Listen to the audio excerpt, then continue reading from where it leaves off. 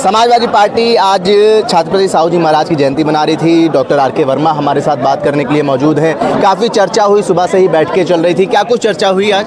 छत्रपति साहू जी महाराज की 151वीं जन्म जयंती थी और छत्रपति साहू जी महाराज ने सामाजिक न्याय के लिए इस देश से भेदभाव, छुआछूत, ऊंच नीच की भावना को मिटाने के लिए न जाने कितने समय समय पर राजाज्ञा पत्र जारी किए थे और उस अंधविश्वास के अंधेरे को मिटाने के लिए शिक्षा की ज्योति जलाने का काम किया। उन्होंने 157 विद्यालय से बढ़ा करके 579 विद्यालयों की स्थापना करने का काम किया और अपने राज्य में 50% का आरक्षण लागू करने का काम किया। आज भारतीय जनता पार्टी आरक्षण को खत्म करने का प्रयास कर रही है, विद्यालय को बंद करने का प्रयास कर रही है। इन परिस्थितियों में छत्रपति साहू जी महाराज के उन आदर्शों से, विचारधारा को हम लोग संकल्प लेकर के आगे बढ़ने का संकल्प। पिछड़ों का जो आरक्षण खत्म करने का काम आप बता रहे थे अभी करा गया है इस सरकार में, उसके ऊपर थोड़ा सा प्रकाश। देखिए, लगातार भारतीय जनता पार्टी की सरकार बनने के बाद भारतीय जनता पार्टी ने जो आरक्षण अधिनियम है उसका पालन नहीं करवाया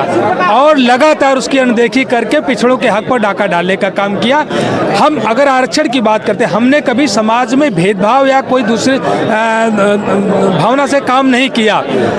कई पीढ़ियां गुजर गई तब जाकर के आरक्षण मिला था पिछड़ों को, लेकिन ईडब्ल्यूएस को आरक्षण मिला, हमने कुछ नहीं कहा। लेकिन आज जो पिछड़े वर्गों का आरक्षण है उस पर सरकार कुठाराघात करके उनको उस आरक्षण अधिनियम के अनुसार नौकरी नहीं देना चाहते हैं। पिछड़ों के साथ अत्याचार काफी बढ़ गया है इस सरकार में और दूसरी ओर जीरो टॉलरेंस का दावा करती है योगी सरकार। इस देश को फिर से पुराने वक्त में ले जाना चाहती है जब इस देश के पीडीए को या पिछड़े दलित अल्पसंख्यक को पढ़ने लिखने का अधिकार नहीं था, फिर से उसी हालात में ले जाना चाहती है। पिछड़ों को लेकर समाजवादी पार्टी में बड़ी बैठक हुई है पिछड़े समाज के लोगों को लेकर और पीडीए के ऊपर भारतीय जनता पार्टी लगातार हमले कर रही है।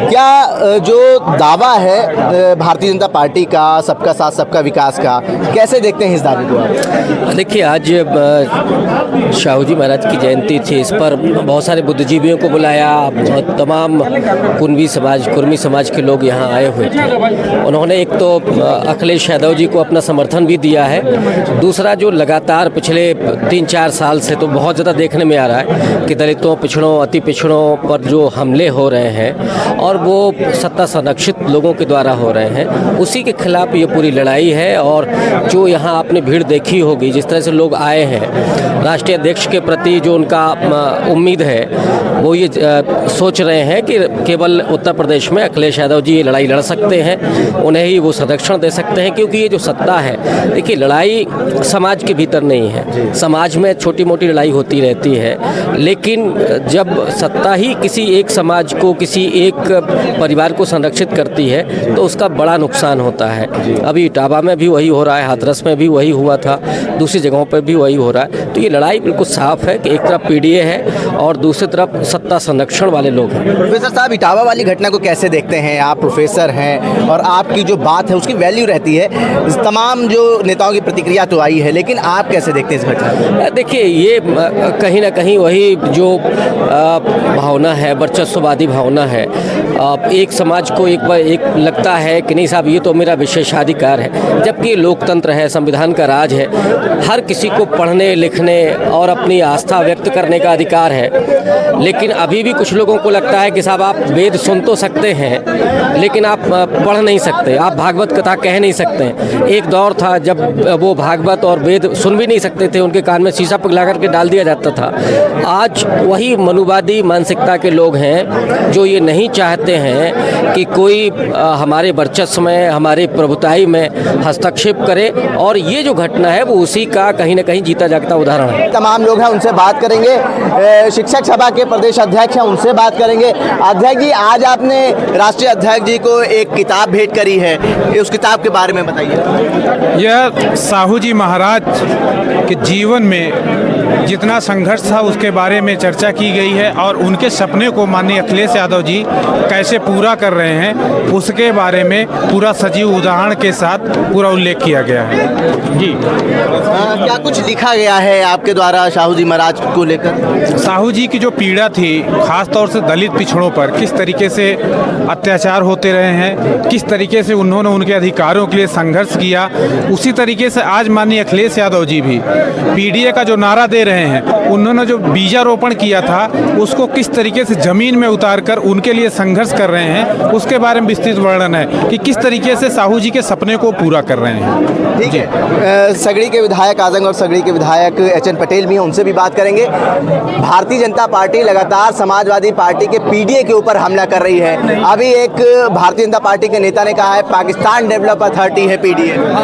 एक्चुअली भारतीय जनता पार्टी हमारे पीडीए के नारे से बिल्कुल घबरा गई और आज के कार्यक्रम से तो और घबरा जाएगी, इसलिए कि उनका जो मूल वोटर था आज के समय में समाजवादी पार्टी के पीडीए के विचारों से जुड़ गया और जिनकी जयंती आज हम लोग मनाने आए थे, देखा जाए तो उनके विचारों में और आज के पीडीए के जननायक जो हमारे माननीय राष्ट्रीय अध्यक्ष जी हैं उनके विचारों में समानता दिखती है। जैसे उन्होंने जो शिक्षा पे काम किया, आरक्षण पे काम किया, दबे कुचलों को उठाने का काम किया, उसी की लड़ाई हमारे माननीय राष्ट्रीय अध्यक्ष जी लड़ रहे हैं। अभी ये सरकार दावा कर रही है कि सबका साथ सबका विकास हो रहा है, कैसे देखते हैं इस दावे को? नहीं, ये तो मैं शुरू से कह रहा हूँ कि सरकार सबका साथ सबका विकास नारा देती है, लेकिन सबका साथ अपना विकास वो करती है, इसमें कोई दम नहीं।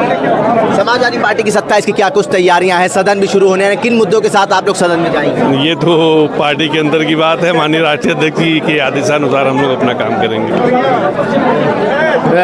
हमारे साथ बात करने के लिए डॉक्टर एचएन पटेल थे। आप समाजवादी पार्टी के राष्ट्रीय प्रवक्ता डॉक्टर आशुतोष वर्मा भी हैं। आज बड़ी बैठक भी सुबह से चल रही थी, अखिलेश जी ने बताया, पिछड़े समाज को लेकर काफ़ी चर्चा हुई।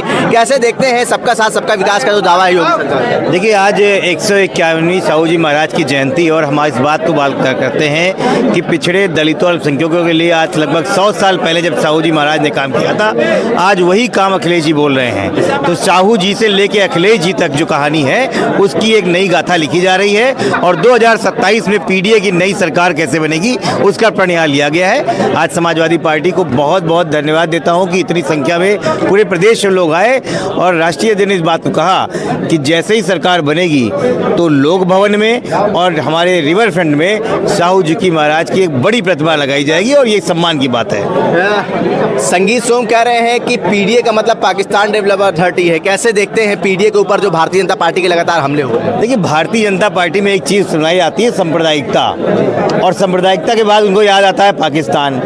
ये उनसे सवाल नहीं पूछते जब उनके पार्टी के सीनियर लोग जाके जिन्ना की बाजार पे चादर चढ़ाते हैं और समाजवादी पार्टी को वो हमको उपदेश देते हैं। इनको समझना चाहिए कि पीडीए का अपमान करना छोड़ दें। से बात हो गई है। आइए प्रोफेसर, आज समाजवादी पार्टी कार्यालय पर बैठक हुई, छत्रपति साहू जी महाराज को 151वीं जयंती पर बैठक हुई और पिछड़े समाज के लोगों के साथ जो अत्याचार बढ़ा है और जिस तरीके से भारतीय जनता पार्टी का ये दावा रहा है सबका साथ सबका विकास का, उसके ऊपर यहाँ पे जो बुद्धिजीवी लोग थे, जो विधायक थे, उनसे हमने बात करी और इस बैठक में क्या कुछ चर्चा हुई ये जानने की कोशिश करी। भारत एक सोच के लिए, आकिब मिराज खान, लखनऊ।